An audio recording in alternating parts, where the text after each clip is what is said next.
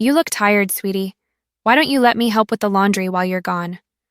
My mother-in-law, Patricia, said, holding my house keys like they already belonged to her, and I should have known right then that those keys would unlock more than just my front door. My body tensed as I forced a smile, the kind I'd perfected over 3 years of marriage to her son Michael, because saying no to Patricia was like trying to stop a freight train with tissue paper. I am Ashley, 29, a pharmaceutical sales rep who spent half her life in airports and hotel rooms, traveling across the country to meet with hospital administrators and doctors.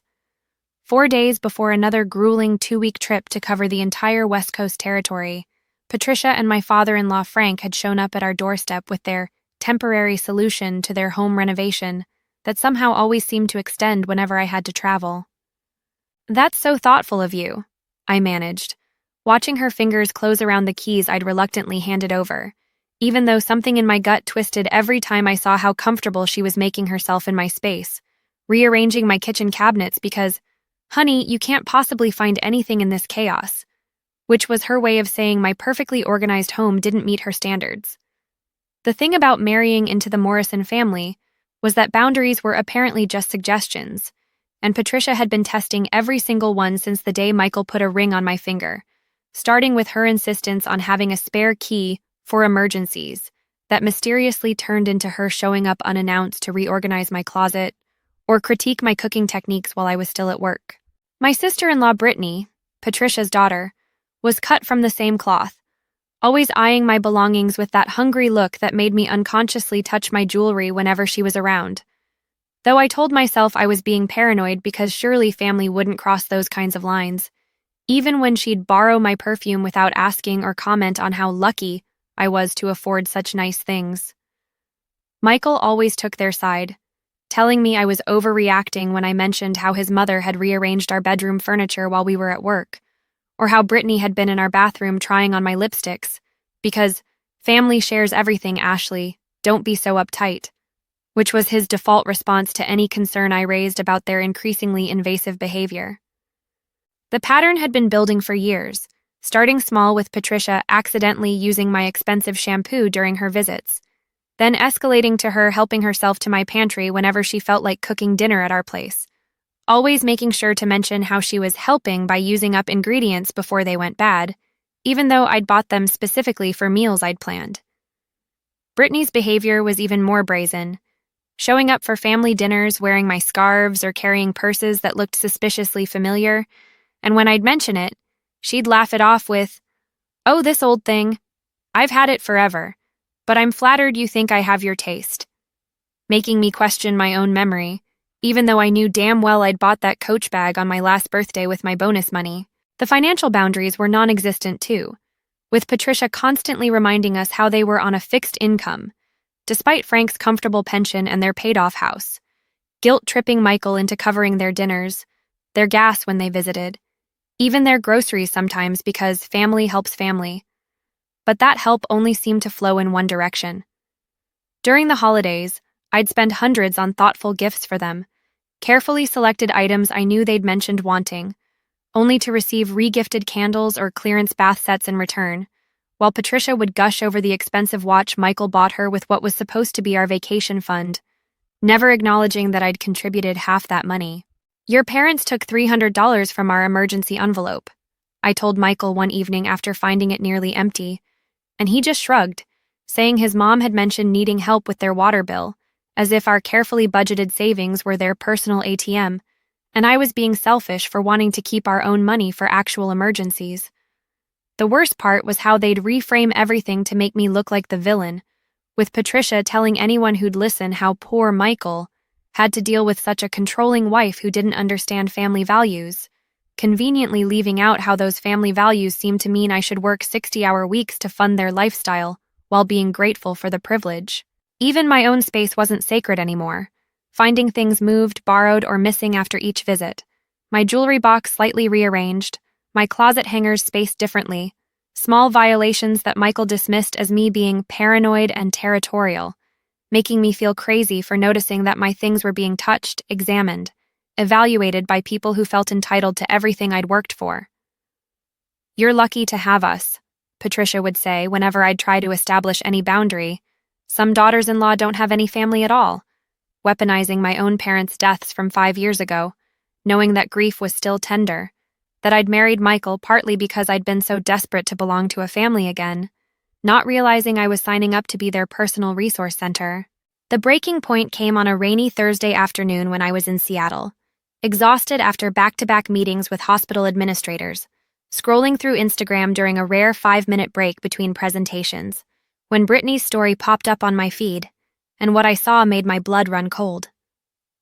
There she was, posing in my master bedroom, wearing my emerald green silk dress, the $400 one I'd bought for our anniversary dinner last year, paired with my grandmother's pearl necklace that I kept in my jewelry box, the one family heirloom I had left from my mother's side, practically glowing as she captioned it, "Feeling fancy for date night. Sometimes you just gotta treat yourself to the finer things." My hands shook as I swiped through her stories, each image a punch to my gut. Brittany lounging on my bed in my black lace negligee, another of her trying on my red bottom heels with the caption, "Cinderella who?"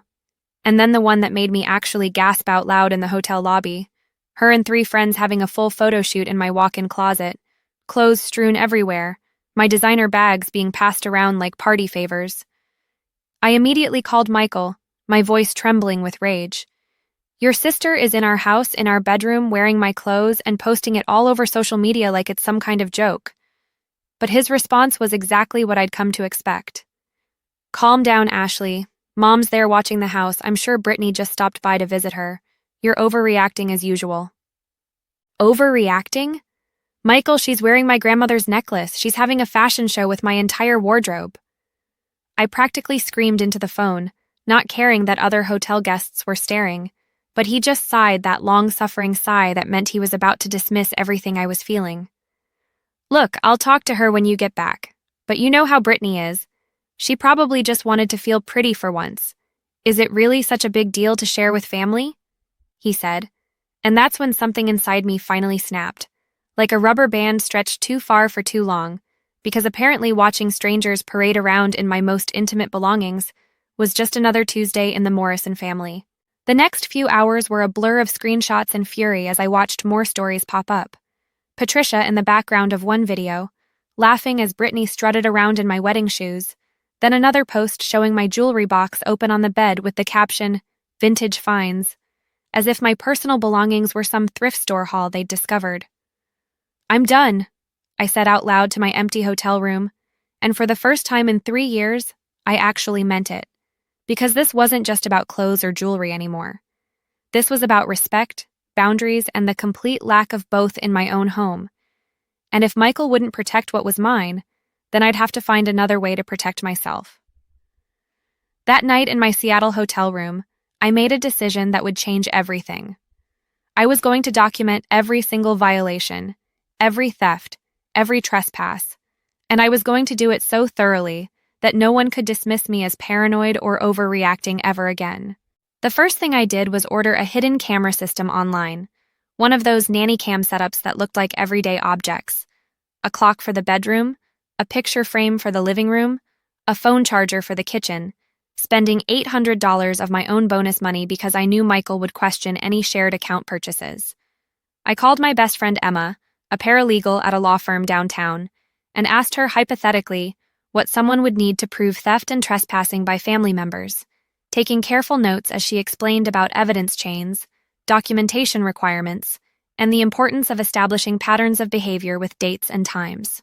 "You know, Ashley, if someone really wanted to protect themselves legally," Emma said, clearly understanding this wasn't hypothetical at all, "they'd want to document the value of items, keep receipts, maybe even file police reports for stolen goods over a certain amount, and definitely check if their state allows recording in their own home without consent." The next morning, I extended my trip by 2 days, telling Michael I had additional meetings, but really I spent that time setting up a separate bank account at a different bank, arranging for a safety deposit box, and meeting with a lawyer Emma recommended who specialized in family law and property disputes. "So your in-laws have been entering your home and taking your belongings without permission?" the lawyer Ms. Chen asked as she took notes, and hearing it stated so plainly, so legally, made me realize how insane I'd been to tolerate it for so long. I started making lists on my phone of everything I'd noticed missing or moved over the years. My missing Le Creuset pot that Patricia swore she'd returned. The vintage Chanel scarf that disappeared after Brittany's last visit. The bottle of expensive perfume that vanished from my bathroom. Small things I'd gaslit myself into thinking I'd misplaced. Back home, I played the perfect daughter-in-law, thanking Patricia for watching the house, while gritting my teeth at how she'd reorganized my spice rack again, pretending not to notice that my favorite coffee mug was now at her house when we visited for Sunday dinner, acting like I believed Brittany when she said she had no idea how my lipstick ended up in her purse. The cameras arrived within a week, and I installed them while Michael was at his golf game, my hands steady as I positioned them to cover every angle of our bedroom, closet, and jewelry box, syncing them to an app on my phone that would store footage on a cloud server only I could access. "Making some changes to the house?" Michael asked when he noticed the new decorations, and I smiled sweetly, saying I'd found them on sale and thought they'd add a nice touch, watching him nod absently as he scrolled through his phone, completely unaware that our home had just become a stage where his family's true nature would finally be exposed. The footage started rolling in immediately, and what I captured over the next 3 weeks was more damning than I could have imagined, beginning with Patricia letting herself in just hours after Michael left for work, making a beeline straight for our bedroom like she owned the place. I watched from my phone during my lunch break as she methodically went through my jewelry box, holding pieces up to the light, trying on my engagement ring with a wistful expression, then slipping my diamond tennis bracelet into her purse with practiced ease, like she'd done it 100 times before. Brittany's visits were even more brazen, arriving with shopping bags that she'd fill with my clothes, my shoes, even my skincare products from the bathroom, all while Patricia stood guard at the window, the two of them operating like a well-oiled theft machine that had clearly been perfected over years of practice. The most shocking footage came on a Tuesday afternoon when I was supposedly in Denver, but had actually driven home early, parking 3 blocks away to maintain my cover, watching the live feed as Patricia used her key to let in 2 women I'd never seen before, giving them a full tour of my house like she was a real estate agent. "This is my son's place," I heard her say through the camera's audio. "His wife travels constantly for work. She makes good money, but she's never here to enjoy it.